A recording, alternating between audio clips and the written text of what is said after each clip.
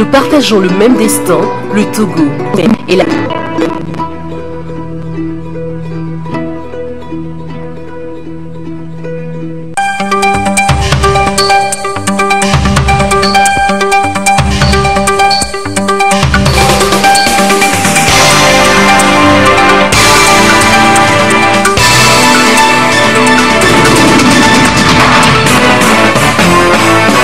La TVT au cœur de l'information.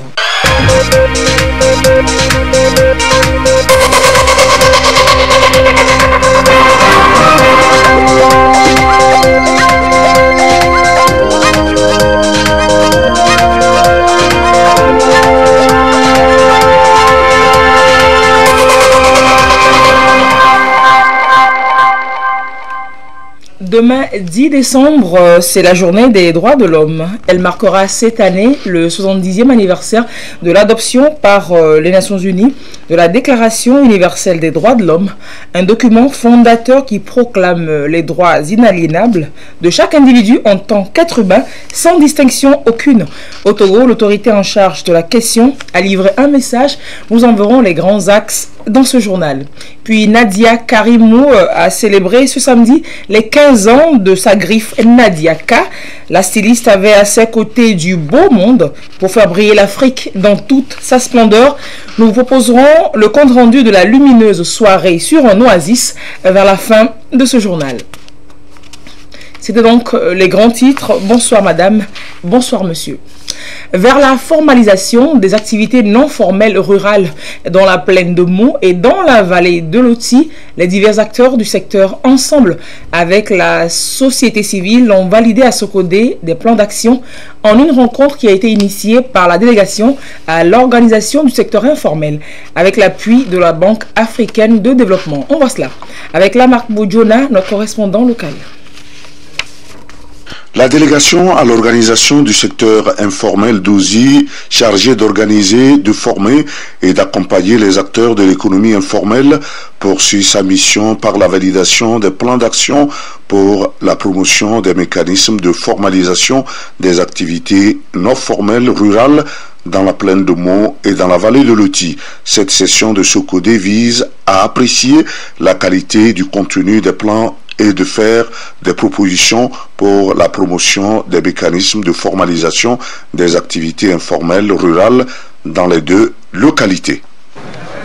Il faut dire que cet atelier et cette étude a été initiée dans le but de pouvoir maîtriser les activités non formelles rurales dans la plaine de Meaux et dans la vallée de Loti, afin de pouvoir proposer un plan d'action pour une formalisation qui va tenir compte des spécificités, du contexte des acteurs au niveau des différentes localités, au niveau des villages. C'est un atelier qui vient en appui aux activités que nous avons l'habitude de faire, mais sauf que c'est pour la formalisation, pour arriver à l'économie centrale. Une économie qui va permettre aussi à l'État de recouvrir les taxes formelles. Dans nos localités, nous avons beaucoup d'activités qui devaient au moins être une source de revenus par rapport aux taxes qui vont aider l'État aussi à nous aider dans nos financements. Le coordonnateur du projet d'appui à la mobilisation des ressources et au renforcement des capacités institutionnelles PAMOSI, Ogbone Oniakitan, est le représentant du secrétaire d'État chargé de l'inclusion financière et du secteur informel, Atiki Pacha, ont relevé que la préfecture de Meaux et la vallée de Loti renferment des activités génératrices de revenus non déclarés à l'État qui constitue un handicap au développement de l'économie informelle et à l'épanouissement des populations de ces deux localités.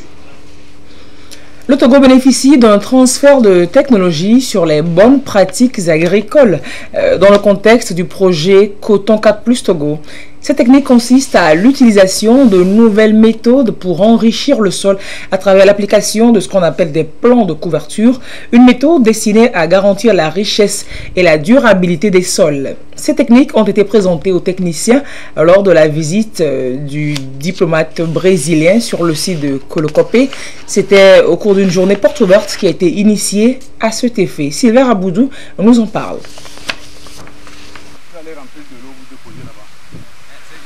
Sur ce site d'essai, au centre de recherche agronomique de la savane humide de Kolokopé, sont développées de nouvelles techniques de bonnes pratiques agricoles, notamment l'introduction des plans de couverture, un mécanisme qui permet de protéger et restaurer le sol, mais aussi de le garder pour maintenir sa qualité. Cette technique a été mise en évidence sur les parcelles des unités d'apprentissage pour montrer aux producteurs l'avantage du semis direct sous couverture végétale, un système qui s'appuie entre autres sur la rotation des cultures et la couverture permanente. L'application de ce système permet d'améliorer la qualité des sols et d'augmenter la productivité. Mais à travers la technique de semis sous couvert végétal avec l'utilisation des plans de couverture, nous allons participer à amener dans le sol de la matière organique, les feuilles et les racines. Et même aussi par l'effet mécanique des racines qui cassent le sol, nous pourrons aussi améliorer l'infiltration des eaux de pluie. Et tout ceci, même, vous voyez, s'inscrit parfaitement même dans le dispositif ou dans les mesures d'atténuation des effets de changement climatique. Les périodes d'inondation, si le sol est nu, ce sol est emporté entièrement. Et en ce sens, s'il est nu, le vent également. Et s'il est couvert, dans ce de pluie, vous limitez l'écoulement de l'eau, et vous augmentez l'infiltration dans le sol, et vous amenez aussi la matière organique qui va permettre à ce sol d'avoir le niveau de l'azote, de phosphore, de potassium s'améliorer. Et c'est des éléments nutritifs essentiels pour garantir les bons rendements de nos cultures dans le cotonnier. Les techniques ont été développées dans le contexte du projet Coton 4+ Togo, un projet à travers lequel le Togo bénéficie de l'expertise du Brésil pour améliorer le rendement des cultures. Un transfert de technologie bien restitué sur le terrain, selon le diplomate brésilien. On est très satisfait avec la participation, spécialement du Togo. La participation du Togo est très active, en dépit du fait que votre pays a décidé de se joindre au projet après les autres Coton 4, les pays Coton 4, le Mali, le Burkina, le Tchad et le Bénin ont commencé le projet avec le Brésil depuis 2009-2010. Le Togo a décidé plus tard de se joindre au projet, mais la participation de l'ITRA est très effective, elle donne de bons résultats. Tous mes collègues de l'Agence brésilienne de coopération sont très satisfaits avec la participation togolaise et les techniques qui ont été apprises par les Togolais et qui sont déjà en application. Et à l'ère où le Togo veut atteindre une production de 200 000 tonnes de coton graine, cette technique constitue donc à dynamiser les actions pour réduire les perturbations climatiques et les dégradations des sols, favorisant ainsi une infiltration et une meilleure gestion de l'eau devant contribuer à la richesse et à la durabilité des sols. En collaboration avec les collègues techniciens brésiliens, nous sommes en train d'apprendre les techniques qui vont permettre de restaurer la fertilité de nos sols et de maintenir cette fertilité en vue d'assurer une exploitation durable de nos sols. Et comme vous le savez, le sol, c'est le premier patrimoine de l'agriculteur. Désormais, on réussirait mieux sur la même surface, on produirait davantage et avec les techniques qui nous ont été présentées, nous constatons qu'on est en train d'aller vers la facilitation de la culture. Les paysans vont se peiner moins et ils vont gagner davantage. Et donc c'est l'avantage que nous pouvons tirer. Et puis l'amélioration de la qualité du produit qui est le coton. Cette visite de terrain effectuée ici à Kolokopé s'inscrit donc dans le contexte des journées portes ouvertes initiées pour mieux expliquer aux techniciens et aux producteurs la technologie développée et partager avec eux les bonnes pratiques agricoles sur le coton dans la perspective de vulgariser la méthode aux producteurs pour qu'ils puissent s'approprier cette nouvelle donne, son impact destiné à faire de l'agriculture le fer de lance de l'économie. Au moment où le diplomate s'apprête pour d'autres fonctions, il compte accompagner le Togo dans la pérennisation du projet au grand bonheur du monde paysan. Et la technologie, la numérique, facilite la vie aux contribuables, notamment leur faciliter en fait le paiement de leurs taxes et autres impôts. Après la télédéclaration, l'Office togolais des recettes a lancé le paiement des impôts en ligne pour les grandes entreprises. Le système mis en place permet donc aux opérateurs économiques de se connecter directement à leur compte bancaire sur la plateforme de l'Office togolais des recettes et d'effectuer ainsi leurs transactions. Explication Carmen Madjé Akapi. L'administration fiscale togolaise accorde plus d'avantages aux contribuables pour simplifier les opérations fiscales. Ils peuvent désormais passer par le service de télédéclaration pour déclarer leurs revenus et payer leurs impôts en ligne via Internet. L'Office togolais des recettes OTR veut ainsi passer à zéro papier dans les prochains mois et maximiser davantage la collecte des recettes à travers cette nouvelle approche. Il faut faire d'abord la déclaration en ligne, c'est-à-dire déclarer ce que l'on doit payer. Donc cet impôt qui est dû, il faut aller à une caisse le régler. À ce moment-là, le contribuable, qu'est-ce qu'il faisait? Donc après avoir télédéclaré de son bureau, il est obligé de se déplacer. Donc ça engendre des coûts. Coûts en matière de déplacement, coûts en matière d'utilisation de papier, donc coûts en matière d'utilisation du temps. Donc il faut passer à l'étape suivante, qui est le télépaiement. Donc on fait tout dans son bureau. On fait la télédéclaration suivie de télépaiement. Donc ça fait une opération fusionnée. Donc ça fait une opération unique. Donc on gagne en matière de facilité, en matière de coût, en matière de temps. Donc c'est de faire en sorte que l'impôt ne crée pas d'autres coûts pour le contribuable. Ce service est pour le moment ouvert aux grandes entreprises. Les opérateurs économiques relevant de ces entreprises déclarées à l'OTR devront juste se connecter immédiatement à leur compte bancaire sur la plateforme de l'OTR pour effectuer le paiement de leurs impôts en tout temps et en tout lieu. Le processus de déclaration et paiement en ligne, c'est que il faut avoir un compte. Un compte créé au niveau d'abord de l'OTR. Vous avez un compte contribuable et là vous souscrivez à la déclaration en ligne. Mais on peut faire obligation progressivement aux contribuables de faire la télédéclaration. Donc pour les grandes entreprises actuellement, elles sont obligées de faire la télédéclaration parce que c'est la loi qui le dit. Donc c'est-à-dire que c'est un changement de comportement pour transformer les choses.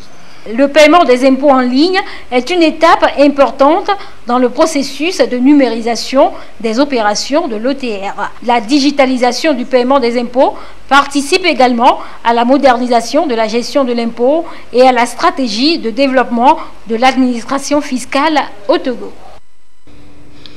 Ils sont reconnus à tous les coins de la terre. Les droits de l'homme universellement consacrés le 10 décembre 1948 en un document qui aujourd'hui est le plus traduit du monde. Ce 10 décembre 2018 marque ainsi les 70 ans de la Déclaration universelle des droits de l'homme, un double événement en cette occasion avec les 20 ans de la Déclaration sur les défenseurs des droits de l'homme. Et donc, à l'occasion de la commémoration au Togo, la secrétaire d'État chargée des droits de l'homme a livré un message dont voici l'essentiel avec Nathalie Panégué. Proclamée le 10 décembre 1948 à Paris par l'Assemblée générale des Nations unies, la Déclaration universelle des droits de l'homme reste pertinente. Même à 110 ans, elle demeure le socle en matière de protection des droits de l'homme, la base d'un avenir juste et décent pour l'humanité tout entière. L'autre événement majeur dans l'histoire des droits de l'homme, l'adoption en 1998 de la Déclaration sur les défenseurs des droits de l'homme. Le 20e anniversaire est donc une opportunité de plaidoyer, de campagne de communication afin de la rendre plus visible et accessible à tous. Le manque de familiarisation des acteurs avec la déclaration la rend vulnérable. En effet, de nombreux acteurs, défenseurs des droits de l'homme, ne connaissent pas la déclaration ou ne la conçoivent pas comme outil de plaidoyer efficace. Je saisis donc cette occasion pour rappeler aux organisations de la société civile que le travail de défenseur des droits de l'homme s'exerce dans le cadre des lois et règlements en vigueur. Je les invite donc à plus d'objectivité et de professionnalisme dans l'exercice de leur mission, car il n'y a point de liberté sans responsabilité. Toujours selon la secrétaire d'État chargée des droits de l'homme, chaque jour est une journée des droits de l'homme. Une journée pendant laquelle l'on doit travailler et s'assurer que toute personne est traitée avec égalité, dignité et liberté. Une évaluation objective de la situation des droits de l'homme au Togo permet de se féliciter des avancées réalisées dans le domaine de la lutte contre la pauvreté et les droits économiques, sociaux et culturels en général, de la promotion des droits de la femme et du genre, de la lutte contre les violences faites aux femmes, de la lutte contre la traite des personnes, de l'éducation, de la santé, de la liberté d'expression et de manifestation, de la prévention de la torture, des conditions de détention, des droits des personnes vulnérables, du renforcement des capacités des acteurs étatiques et de la société civile en matière des droits de l'homme. Certes, le Togo a fait des progrès, ce qui n'occulte point le fait que beaucoup reste à faire, reconnaît la secrétaire d'État. Aller donc au-delà de ces progrès enregistrés jusqu'ici, telle est l'ambition du gouvernement qui, dans cette dynamique, a en octobre 2018 créé une plateforme multi-acteurs en vue de mieux collaborer avec les organisations de défense des droits de l'homme. Il s'agit d'un cadre d'échange et de concertation sur la mise en œuvre des recommandations formulées par les instances internationales et régionales des droits de l'homme à l'endroit du Togo.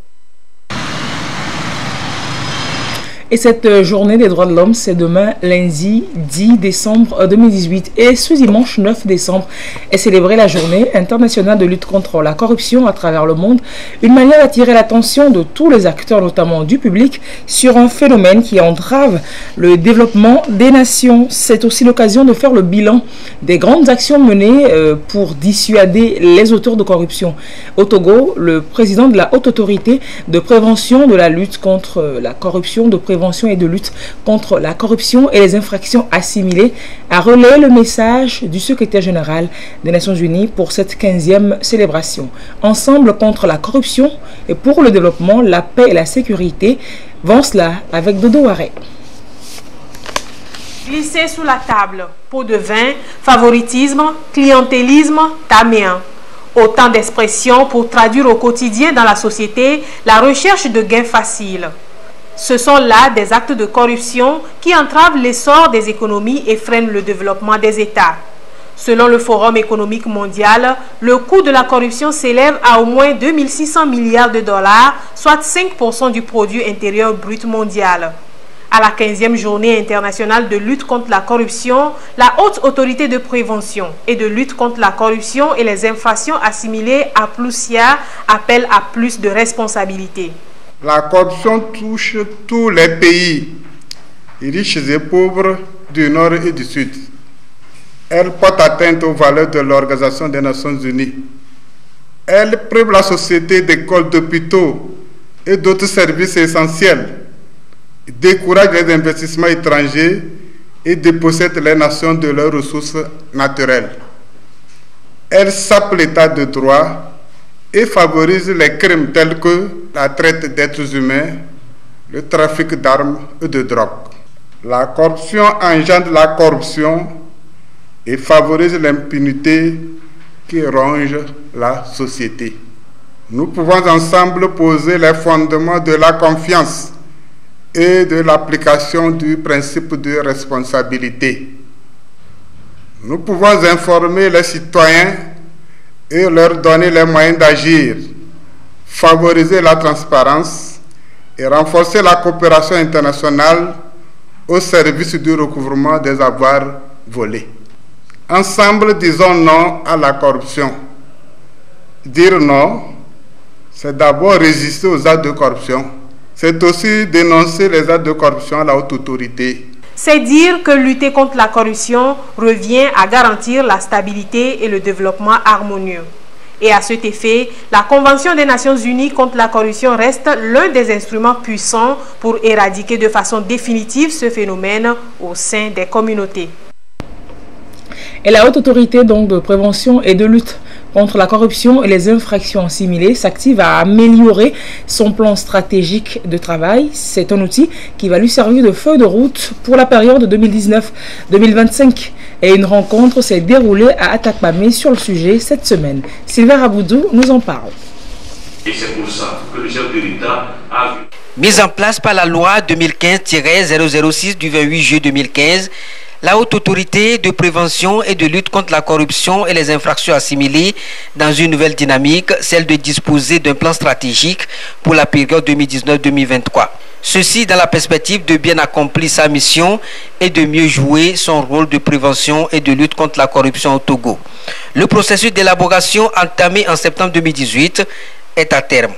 C'est ce plan qui est ici soumis pour une analyse diagnostique afin de l'approfondir et l'enrichir pour sa validation devant permettre à cette institution de renforcer ses acquis pour mieux relever les défis sur le terrain. Oui, nous parlons de plan stratégique. Nous avons besoin de l'expérience de tout le monde. Nous avons besoin de l'expertise de tout le monde, surtout les acteurs qui sont impliqués dans la même mission de prévention et de lutte comme nous, notamment les organisations de la société civile et les organes étatiques de contrôle et de régulation. Nous avons sollicité leur appui pour parfaire ce plan stratégique. On peut espérer la haute autorité renforcée dans sa manière de gérer, dans sa manière d'agir, dans sa manière de remplir sa mission. La rencontre de Palimé va baliser la voie et permettre à la Haute Autorité de prévention et de lutte contre la corruption et les infractions assimilées de disposer d'un outil stratégique renforcé et d'une feuille de route devant l'orienter dans ses actions pour mener un combat accru contre cette mauvaise pratique qui affecte la vie publique et freine le développement économique et social. La lutte contre la corruption est donc l'affaire de tous et la meilleure contribution de tous est également sollicitée pour le bon déroulement du processus électoral en cours. Les journalistes et animateurs d'émissions en langue locale de la partie nord du Togo se sont vus rappeler le rôle qui est le leur. Compte rendu des échanges avec la marque Boujona. Journalistes, animateurs d'émissions en langue locale, leur rôle est très important dans la réussite du processus électoral. Le Togo, de plein pied dans l'organisation des législatives du 20 décembre, le réseau des journalistes panafricains a trouvé nécessaire d'outiller ceux des régions centrales, Kara et Savane, afin qu'ils puissent mieux jouer leur partition dans ce processus. Ici, à Sokodé, il échange sur les élections réussies sans violence. On va amener les uns et les autres à des émissions citoyennes, pour ne pas accentuer déjà la petite mésentente qui se trouve entre nous, mais à plutôt utiliser notre divergence, nos divergences pour une formule qui puisse nous aider au développement de notre pays. Ces hommes de médias qui ont pour profession d'informer directement en langue du terroir touchent un plus grand nombre d'audiences, d'où leur importance dans la préservation de la paix en matière électorale. Les différents panélistes leur ont rappelé cette mission. Ils repartent dans leurs organes respectifs avec cet élan de contribuer à la réussite de cette échéance électorale dans le respect de l'éthique et de la déontologie de leur métier. L'inclusion, une réalité à l'ENI de Mouotchen et à l'ENES d'Atakpamé. Ces écoles de formation d'enseignants se sont équipées de rampes pour garantir l'accessibilité aux personnes en situation de handicap moteur. Le récit de la cérémonie d'inauguration avec Sandra Ziagui. Il y a un an que la Coalition nationale togolaise pour l'éducation pour tous pilote avec le financement de CBM et BMZ Allemagne le projet de promotion de l'éducation inclusive dans la préfecture de Raro. Un des volets du projet est de rendre l'environnement de l'école normale des instituteurs de Nontien et l'école normale supérieure d'Atakpamé accessible aux normaliens handicapés, ce qui justifie la réalisation de ces rampes d'accès. Nous avons construit 3 niveaux de rampes. D'abord des rampes d'accès à la direction, au bloc administratif. une rampe d'accès au niveau de l'amphithéâtre et une rampe d'accès au niveau des salles de cours spécialisées. Lorsque nous étions en train de faire la sensibilisation, l'enseignant formé à l'ENI avec le déficit visuel nous a interpellés sur l'accès au dortoir. Et nous avons nous-mêmes constaté que les toilettes, les sanitaires qui sont au niveau des dortoirs ne sont pas accessibles aux personnes handicapées. Donc il y a lieu, puisque ce volet n'était pas prévu dans nos activités, de pouvoir mener un plaidoyer pour que nous puissions avoir un financement pour réaliser ces œuvres. Les partenaires de CBM et BMZ Allemagne sont sur les lieux à l'ENI de Longchamp pour constater avec satisfaction que l'un des objectifs du projet d'éducation inclusive vient d'être atteint. Nous sommes contents de participer à cette cérémonie de réception provisoire de la rampe en collaboration avec la CNT et à l'ENI afin de faciliter l'accès aux infrastructures pour les élèves enseignants d'ici. Nous savons que l'éducation inclusive n'est pas seulement par rapport aux infrastructures, mais également nous travaillerons davantage pour que le matériel éducatif aussi puisse être accessible aux enfants. Nous croyons que les personnes handicapées sont des acteurs du développement.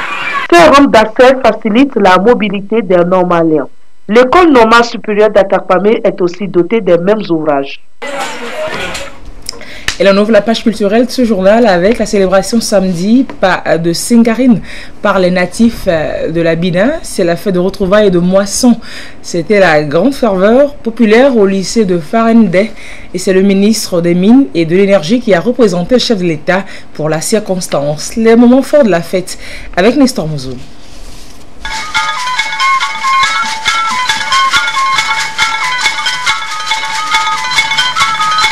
La fête Senkarine des populations de la Bina a été délocalisée cette année.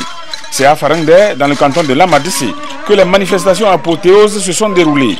Natifs, invités et curieux ont fait nombreux le déplacement pour vivre l'événement dominé comme à l'accoutumée par la prestation des groupes folkloriques.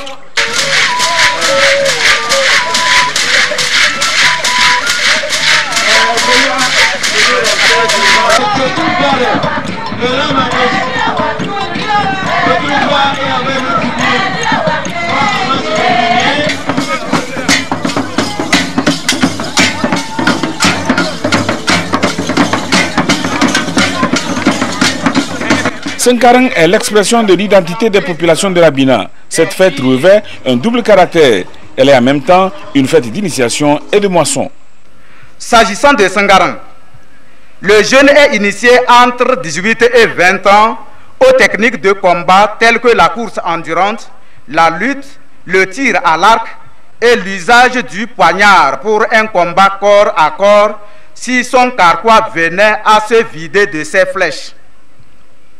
Après le rétablissement de la paix et de la sécurité dans la communauté, le jeune Sangaro manifeste la victoire par un chant en sautillant comme un coq dressé sur ses ergots pour entonner son poème, source de ses propres inspirations. Il exalte dans son poème la bravoure de ses aïeux, l'honneur de sa famille et de son clan, ce qui lui permet d'accéder à la classe des adultes. Senkarine est également une fête de moisson et de retrouvailles où les filles, fils et la diaspora se régalent du fruit des récoltes composées de beignets et du tchoukoutou, boisson locale qui coule à flot dans tous les villages.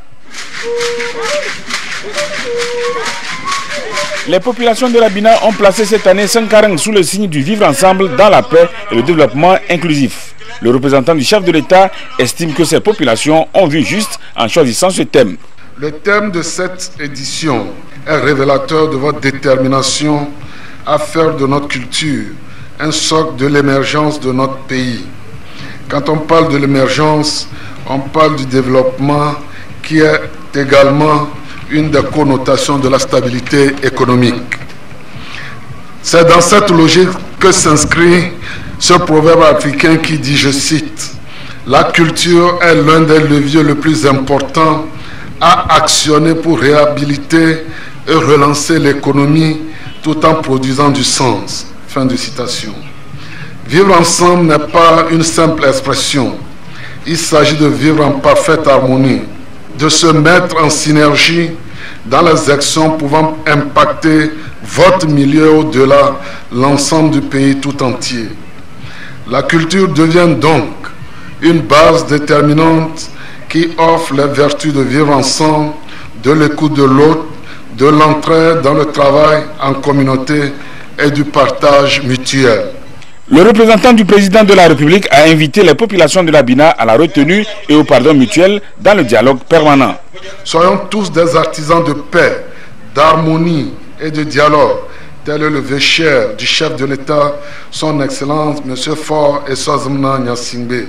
Nous sommes tous invités en cette période très sensible et délicate à faire barrière à toute idée de vengeance, de discorde, de violence sous toutes ses formes, en prônant le vivre ensemble et l'acceptation de l'autre. Nous vous exhortons à sortir massivement le 20 décembre prochain pour élire nos représentants à l'Assemblée nationale. La Bina a décerné au chef de l'État un prix, celui de la promotion culturelle de cette préfecture. Certains fils de la préfecture qui ont l'estime de leur population se sont vus honorés par des prix d'excellence et de mérite en matière de promotion du patrimoine culturel immatériel. Et comme Senkarang célèbre aussi le paysan, les 3 meilleurs groupements agricoles qui se sont illustrés l'année dernière par leur récolte ont été récompensés par du matériel de travail dans une ambiance de grand jour. Et puis la mode togolaise et africaine était à l'honneur samedi soir à travers Splendeur. C'est le défilé qui marquait les 15 ans de la griffe Nadiaka. 15 ans donc de carrière de la styliste, modéliste et designer Nadia Karimou, communément connue sous le vocable Nadiaka, célébrée donc au cours d'une riche soirée en couleurs avec des tenues conçues notamment à partir du batik. Et ce jubilé de cristal a permis à la promotrice de valoriser une fois encore les richesses culturelles du Togo en une soirée sur un oasis de créativité. Les temps forts avec Sonia Ameniko.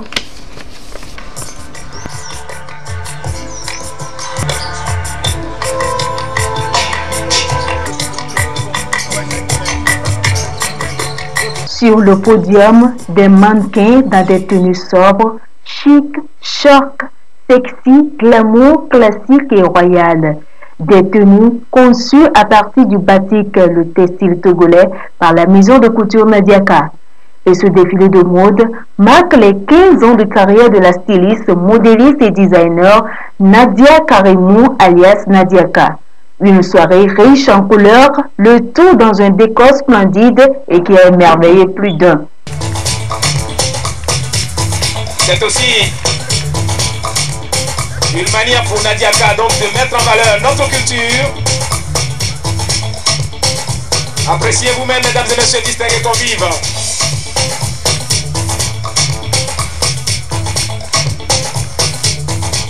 Le savoir-faire.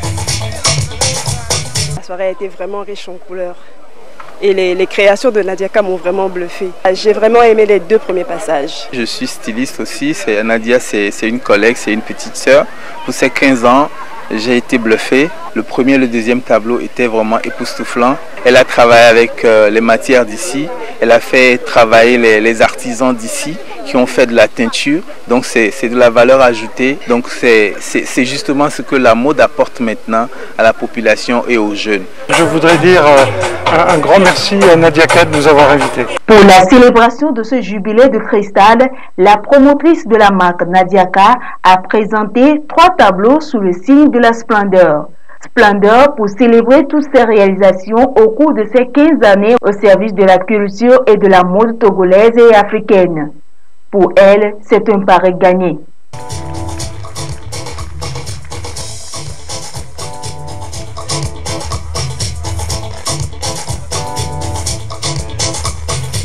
« 15 ans, évidemment, c'est beaucoup de chemin parcouru, beaucoup de réalisations. Et donc, nous ne pouvons pas dire au bout de 15 ans que nous ne sommes pas satisfaites. Oui, nous sommes satisfaites. sommes contentes de l'adhésion que les gens ont fait pour la marque. Le premier tableau a donc fait montre de ces créations de tissus batik que nous avons fait et avec nos broderies spéciales que nous faisons. Le deuxième tableau, c'était Empreinte Nadiakal. Empreinte Nadiakal pour vous faire encore mieux vivre l'identité vestimentaire de la marque. Et donc le troisième tableau, c'était Princes et Princesses d'Afrique pour mieux aborder la richesse culturelle africaine que nous avons. Cette soirée vient confirmer une fois de plus Nadiaka comme l'un des acteurs clés de la promotion et la valorisation de la mode au Togo, à en croire les professionnels du domaine. Nadiaka compte conquérir le reste de l'Afrique car l'ambition pour elle est d'habiller toute l'Afrique. Et la perspective s'annonce belle.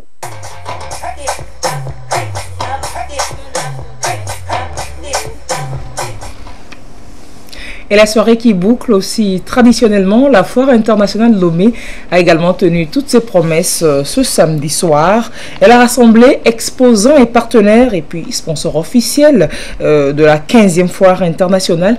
Une manière pour le CTF de remercier toutes ces personnes qui lui font confiance. Lucassi, reportage. Un dîner offert par le Centre togolais des expositions et foires CTF en l'honneur des exposants et chefs d'entreprise qui ont marqué de leur présence la 15e Foire internationale de Lomé. Rassemblés autour d'un même menu, ces invités de prestige ont pu apprécier la qualité des mets togolais. Par la même occasion, le CTF a pu exprimer sa gratitude à tous ses partenaires et sponsors officiels qui l'ont soutenu dans l'organisation de cette messe commerciale édition 2018. Et c'est à travers des remises de trophées et de distinctions.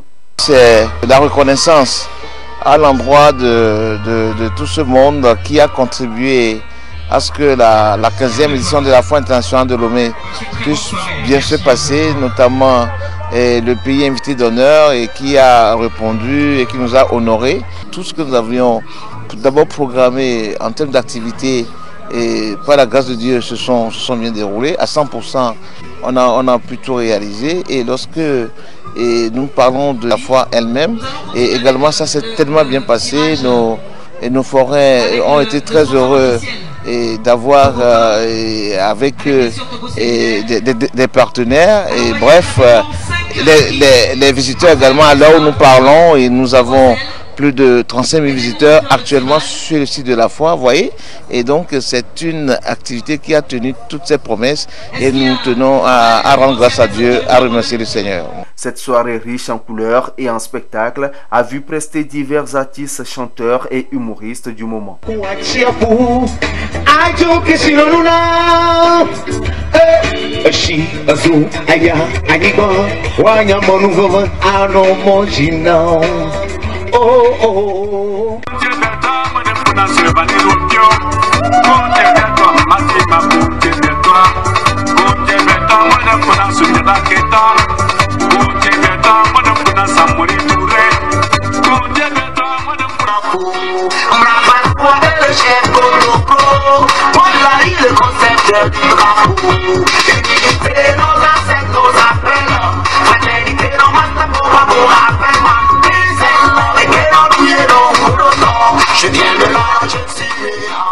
Elle a connu également un défilé de tresses qui a permis de mettre en valeur l'image de la femme. Ces coiffures et tresses sont issues de la collection Mets de Fer, un véritable chef-d'œuvre des Togolais qui a impressionné le public. Un jeu tombola a permis aux participants de gagner de différents prix avec les partenaires et sponsors officiels de cette foire. Et on finit avec du sport et football. Pour la deuxième sortie, dont le tournoi de l'UFOA zone B de moins de 20 ans à Lomé, ce samedi, le Togo a de nouveau trébuché devant le Sénégal, 0 but contre 1, et le Togo sort de la compétition par la petite porte. Et à l'issue de la deuxième journée, c'est le Mali et le Sénégal qui se qualifient pour les demi-finales de la compétition. Merci donc d'avoir suivi ce journal. À 22h30, vous serez en compagnie de Yata Aratem pour l'édition de la nuit. Mais tout de suite après le journal de la campagne avec Anita Atigakou. Passez une très belle semaine. Au revoir et à bientôt.